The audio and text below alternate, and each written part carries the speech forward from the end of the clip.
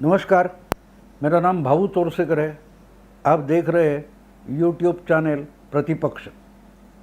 दोस्तों, आज मैं राजस्थान और गुजरात के बारे में थोड़ी बात करूंगा। अचानक लॉकडाउन हटने के बाद राजनीतिक गतिविधियां बढ़ गई है और उसमें गुजरात और राजस्थान ये दोनों पड़ोसी राज्य जो है, वहाँ एमएलए जो है, विधायक कांग्रेस के, उसमें भगदड़ मची है। मैं नहीं समझ पा रहा हूँ कि इसकी क्या ज़रूरत थी। अचानक ये कांग्रेस के जो विधायक है उनको क्या हो गए, ये क्यों गड़बड़ हो गई है कि गुजरात के कुछ कांग्रेस के विधायक बचे कुचे हैं उनको उठा के राजस्थान लाया गया और वहाँ उनको लॉकडाउन में रखा गया है। वो लॉकडाउन में रखा और लॉक करके उनकी चाबी राजस्थान के जो मुख्यमंत्री है अशोक गहलोत, उनके पास दे दी गई थी। उनको संभालते संभालते राजस्थान में ही गड़बड़ शुरू हो गई। मैं बोल रहा हूँ, इसके 1-2 दिन पहले गहलोत साहब ने अपने विधायकों की, कांग्रेस के विधायक जो थे, उनकी एक मीटिंग बुलाई एक होटल में और वही उनको भी लॉकडाउन कर दिया। कांग्रेस के जो एमएलए हैं वहाँ के विधायक, उनको लॉकडाउन कर दिया। इसका कारण है राज्यसभा के चुनाव। गुजरात में 4 जगह कुछ होने वाली है और जहाँ राजस्थान में 3 शायद जगह के चुनाव होने वाले। इसके लिए वोटिंग होने वाला है, कारण जितनी जगह है उससे ज़्यादा उम्मीदवार खड़े हो गए। अब बात ऐसी है कि ये सब ठीक है, जिनके पास जितने एमएलए है उस पर निर्भर होता है कि चुनाव का रिजल्ट क्या आएगा। तो गुजरात में अगर बीजेपी के 2 उम्मीदवार चुनकर आने वाले हैं और कांग्रेस के 2 ही आने वाले हैं, तो बीजेपी ने 3 उम्मीदवार खड़े कर दिए। राजस्थान में कांग्रेस को 2 तो आने वाले थे, बीजेपी का 1 ही आएगा, फिर भी बीजेपी ने 1 ज़्यादा खड़ा कर दिया। लेकिन इसके लिए कांग्रेस में भगदड़ क्यों है, बीजेपी में क्यों नहीं है? राजस्थान में अपना जो दूसरा आने वाला, चुनकर आने वाला उम्मीदवार है, उसके बारे में कांग्रेस क्यों डरी हुई है? गुजरात में जो दूसरा आने वाला है उसके बारे में कांग्रेस डरे तो ठीक है, क्योंकि उनकी संख्या कम है, लेकिन राजस्थान में तो ऐसी बात नहीं थी। तो क्या हो गया? अब बात ऐसी हो गई कि गुजरात के विधायक जो थे उनको राजस्थान भेजा गया और बीच में राजस्थान में भगदड़ मच गई, तो सोनिया जी ने अपने 3 बड़े नेता ये राजस्थान में भेज दिए। तो ये भगदड़ देखकर मुझे एक 30-35 साल पुरानी फिल्म की याद आती है। राजेश खन्ना की फिल्म थी। राजेश खन्ना उस वक्त सुपरस्टार थे और उनका एक दुश्मन नाम की फिल्म थी। उसमें कव्वाली जैसा एक गाना था, उसमें बहुत पॉपुलर गाना हुआ था, वो मुझे याद आता है। अब मुझे लगता है कि वो गाना कांग्रेस के विधायक जो है उनके लिए लिखा गया था या कांग्रेस के जो पार्टी के जो टॉप लीडर थे उनके लिए लिखा गया था। वो गाना ऐसा था, सच्चाई छुप नहीं सकती बनावट के असूलों से, सच्चाई छुप नहीं सकती बनावट के असूलों से, कि खुशबू आ नहीं सकती कागज़ के फूलों से, खुशबू आ नहीं सकती कागज़ के फूलों से। मैं इंतज़ार करूं, मैं दिल निसार करूं, मैं तुमसे प्यार करूं, लेकिन कैसे एतबार करूं, झूठा है तेरा वादा, वादा तेरा वादा। तो ये गाना आपको याद आएगा, वादा तेरा वादा, कव्वाली थी, याद आएगी आपको। लेकिन ये जो लाइनें हैं ये कांग्रेस के लिए लिखी गई थी। आज की जो सिचुएशन है, परिस्थिति है कांग्रेस की, वो देखकर लगता है कि शायद ये गाना या ये कव्वाली ये कांग्रेस के लिए लिखी गई है 30-35 साल पहले। ये जो विधायक है इनका पार्टी पर से इतना भरोसा क्यों उठ गया? अभी तो 1-2 साल पहले ये कांग्रेस पार्टी से ही चुनकर आए, कर्नाटक में आए थे, मध्य प्रदेश में आए थे, गुजरात में आए थे। ये पुरानी बात तो है नहीं, 1-2 साल की बात है। 2012-2013 में ये लोग कांग्रेस पार्टी से ही चुनकर आए थे, राहुल गांधी सोनिया गांधी का जिंदाबाद करते हुए और मोदी शाह को गाली देते हुए चुनकर आए, क्योंकि उनका पार्टी पर तो भरोसा था। तो आजकल ये लोग पार्टी छोड़कर क्यों भाग रहे? ये अपने विधायक पद का ही इस्तीफा देकर निकल जाते हैं और बीजेपी में जाकर फिर चुनकर आते हैं। ये क्या मामला है? बोलने में आसान है कि खरीद फरोख्त चल रही है, हॉर्स ट्रेडिंग चल रही है, घोड़ों का बाजार, मंडी लगी है, ये बोलना आसान है, लेकिन घोड़े बेचने को तो कहीं रखा है किसी ने? अगर कोई बेचने वाला नहीं रहेगा तो खरीदने वाला कहाँ से आएगा? बाजार तब शुरू होता है जब बेचने वाला कोई खड़ा हो जाता है।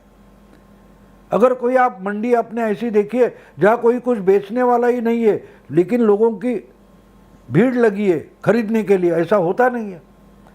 अब लॉकडाउन में हमने देखा कि लोगों को चीज़ें चाहिए थी, लोग घर से बाहर निकलते थे, लेकिन दुकान ही बंद है तो कहाँ से खरीदे? तो कोई खरीदता है, चिल्लाने में कोई मतलब नहीं होता। अगर आप बेचने वाले नहीं है, कोई कुछ बेचने वाला नहीं है, तो खरीदने वाला क्यों आएगा? इसका मतलब आपके विधायक बेचने जैसी चीज है। अगर आप बेचते हो तो बोलते हम ही खुद को बेच डालते हैं, इसलिए निकले होगे।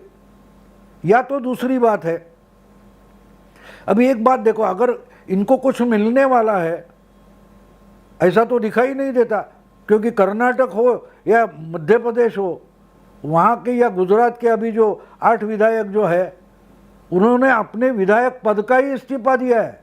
उन्होंने बीजेपी से क्या लिया पता नहीं है, लेकिन अब अपने पद का ही त्याग कर दिया है। उनको मिला क्या मालूम नहीं है, वो कोई बता नहीं सकता, लेकिन उन्होंने उनके पास जो अधिकार था, एक पद था, वही छोड़ दिया है। तो मिला ये कहाँ से आ गया? खरीदा ये कहाँ से आ गया? एक बात ध्यान में रखो कि जब भरोसा उठ जाता है, राहुल गांधी लोकसभा चुनाव के बाद एक दिन आ गए, 2 हफ्ते 3 हफ्ते के बाद, और उन्होंने कांग्रेस के अध्यक्ष पद का इस्तीफा दे दिया और बोले मुझे नहीं अध्यक्ष रहना है। अब दूसरा कोई पार्टी चलाने के लिए आगे ही नहीं आ रहा है, कोई अध्यक्ष भी नहीं हो रहा है, कांग्रेस प्रेसिडेंट होने के लिए कोई आगे नहीं आ रहा है। सोनिया गांधी 1 साल हो गया हंगामी अध्यक्ष बनी बैठी है, ना तो पार्टी में ध्यान दे सकती है, फोन पर बात करती है, अपने नज़दीकी नेताओं से भी फोन पर बात करती है। ऐसी पार्टियां नहीं चलती। लॉकडाउन में ठीक है कि वीडियो कॉन्फ्रेंस करे या फ़ोन पर बात करे, सोशल डिस्टेंसिंग रखना है, पर लॉकडाउन जो है वो तो 3 महीने 2 महीने पहले आ गया, उसके पहले तो खुला सब था। फिर भी ज्योतिरादित्य सिंधे एमपी में बड़े कांग्रेस के नेता, उनसे भी बात नहीं हो सकती थी, उनको कोई उनसे मिले या न मिले, क्या बात है? तो इसका मतलब है कांग्रेस का जो नेतृत्व है उस पर से कांग्रेसियों का भरोसा उठ गया है। और इसलिए मुझे वो कांग्रेसी है जो बीजेपी में जाएंगे, इस्तीफा दे देंगे, सब कुछ करेंगे, लेकिन वो तो कांग्रेसी है ना। 2014 के बाद वो टिके हुए थे कांग्रेस में, वो फिर भी चुनकर आए, तो क्यों जा रहे भाई? तो ये कव्वाली याद आती है कि मैं इंतजार करूं। ये विधायक, ये कांग्रेसी कार्यकर्ता नेता जो है वो इंतजार कर रहे हैं कि कोई तो हमारा अध्यक्ष बने, कोई तो हमको लीडरशिप दे, इंतजार कर रहे हैं। वो पार्टी पर दिल निसार करते हैं, मैं दिल निसार करूं, मैं इंतजार करूं, मैं तुमसे प्यार करूं। ये राहुल गांधी, सोनिया गांधी, प्रियंका गांधी से प्यार करते हैं। लेकिन आखिर में वो कव्वाली में की लाइन क्या बोलते हैं, पर कैसे एतबार करूं, भरोसा कैसे करूं कि आप पार्टी चलाने वाले हैं। जो आज कांग्रेस की लीडरशिप है, जो एक खानदान के पास है, वो पार्टी को लीडरशिप देंगे, नेतृत्व देंगे, इस पर से भरोसा उठ गया है। यही प्रॉब्लम है जो राजस्थान हो या मध्य प्रदेश में भगदड़ मची है, या कर्नाटक मध्य प्रदेश में विधायक पार्टी छोड़कर गए हैं। इसका कारण क्या है? भरोसा उठ गया है। कैसे एतबार करूं? झूठा है तेरा वादा, वादा तेरा वादा। मैं पार्टी ये करूंगा, मैं पार्टी का वो करूंगा, ये जो राहुल गांधी 5 साल से बोल रहे थे, एक दिन उठकर निकल गए कि मुझे नई पार्टी का अध्यक्ष पद चाहिए, मुझे नई लीडरशिप करनी है। 5 साल का वादा था, झूठा है तेरा वादा, उठकर निकल गए। 14 से लेकर 19 तक जितने चुनाव हुए, 2 लोकसभा के चुनाव और बाकी सारे विधानसभा चुनाव हुए, उसमें जितने वादे किए थे सब तो झूठे निकले, सब झूठे निकले। इसलिए मुझे लगता है ये जो कव्वाली है, ये कांग्रेस पार्टी के लिए लिखी गई थी। और शुरू से देखो, सच्चाई छुप नहीं सकती बनावट के असूलों से। जो कांग्रेसी प्रवक्ता नेता बोलते हैं वो असूल की बात बहुत करते हैं, लेकिन वो असूल ही झूठे हैं। इसलिए सच्चाई नहीं है, उसमें सच्चाई नहीं है। इसलिए कागज के फूलों से खुशबू नहीं आती। सच्चाई छुप नहीं सकती है, क्योंकि ये असूल बोल रहे हैं, वो असूल ही झूठे हैं। इसलिए वो जो कव्वाली लिखने वाला है वो बोलता है, वादा तेरा वादा, झूठा है तेरा वादा। तो ये जो विधायक जा रहे हैं, ये कोई खरीद कर फरोख्त कर रहा है, ये बात झूठी है। आपके पार्टी कार्यकर्ता जो है, नेता है, उनका भरोसा उठ गया है। रायबरेली का लोकसभा चुनाव क्षेत्र जो है, उसमें ही जो रायबरेली कॉन्स्टिट्यूंसी असेंबली की विधानसभा की है, वहाँ एक ही कांग्रेस की एमएलए बनी थी, अदिति सिंह। वो भी प्रियंका गांधी का जो बस का ड्रामा हुआ, उसके बाद प्रियंका की निंदा करके निकल गई पार्टी से, उनको पार्टी से निकाला गया। यानी सच बोलो तो पार्टी से निकाला जाएगा। सच्चाई छुप नहीं सकती बनावट के असूलों से। अब जो सब डेमोक्रेसी की मर्डर हो रही है बोलते हैं ना, असूल बोलते हैं डेमोक्रेसी की, ये डेमोक्रेसी है। आपकी ही पार्टी की विधायक अदिति सिंह सच्ची बात बोलते हैं तो उसको पार्टी से निकाला जाता है, क्योंकि सच्चाई छुपाओ, ये असूल बन गए आपके, तो आपका वादा ही झूठा है। तो इस वादे पर कहां तक इंतजार करें, कि कहां तक इंतजार करेंगे? प्यार करते हैं ठीक है, दिल निसार करते हैं ठीक है, लेकिन एतबार कैसे करें? तो राजस्थान, गुजरात में जो हो रहा है वो इस कव्वाली जैसा है। इनके ही विधायकों का, इनके ही पार्टी कार्यकर्ता और नेताओं का कांग्रेस के लीडरशिप पर भरोसा नहीं रहा है, इनके वादे पर भरोसा नहीं रहा है। झूठा है तेरा वादा। राहुल हो, सोनिया हो या प्रियंका हो, इनका वादा कांग्रेसियों को ही झूठ लग रहा है, तो बाकी के बेचारे मतदाता हो बेचारे, वो कैसे एतबार करेंगे? क्यों कांग्रेस धस रही है, घिस रही है, पिट रही है? इसका जवाब एक पिक्चर के इस गाने में, कव्वाली में आया है। झूठा है तेरा वादा, वादा तेरा वादा, कैसे एतबार करो?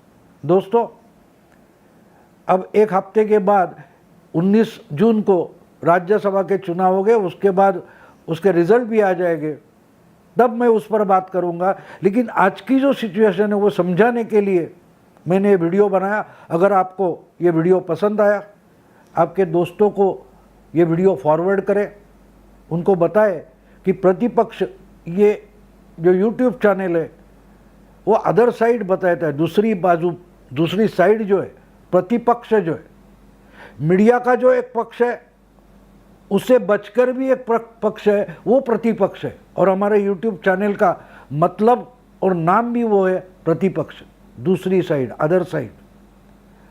नमस्कार।